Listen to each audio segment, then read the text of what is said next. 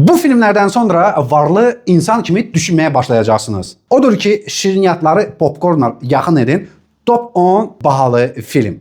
Getdik. 10-cu yerdə Nasledniki, Succession. Serialda böyük bir varlı ailenin milyarlarla dolların münaqişəsi gedir. 9-cu yerdə American Gangster filmi. Sadə, qara dərili bir insan böyük bir milyardlıq biznes qurmağı bacarır. Top filmdir. 9-cu yerdə Boiler Room. Bu filmə baxdıqdan 1 saat sonra bank hesabınıza $100.000 köçürüləcək. 7-ci yerdə İqra na Понижение. Real hadisələr üzərindən çəkilib. Christian Bale dünya birjasını düzgün analiz edib və milyardlar qazanmağı öyrədir. Hətta Oscar qazanmağı da. Çünki film bir neçə Oscar əldə edib. 6-cı yerdə Moneyball.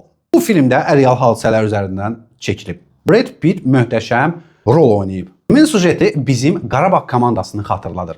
Çox minimal bir büdcə ilə Amerika futbol komandası zirvələrə ucalır. 5-ci yerdə Margin Call. Milyardların riskləri haqqında top filmdir. 4-cü yerdə Steve Jobs. iPhone-u yaradan dahi şəxsiyyətin həyatı haqqında top filmdir. 3-cü yer Social Network filmi. Facebook kampaniyasının necə yaranması haqqında top filmdir. İkinci yerdə The Wall Street filmi. 1987-ci ildə Michael Douglas'ın iştirakı ilə möhtəşəm film çəkilmişdi. Bu filmə baxdıqda siz dünya birjasının sirlərini öyrənə bilərsiniz. İkinci hissəsi də var, onu da baxmağı yadınızdan çıxartmayın. Və sonda birinci yer.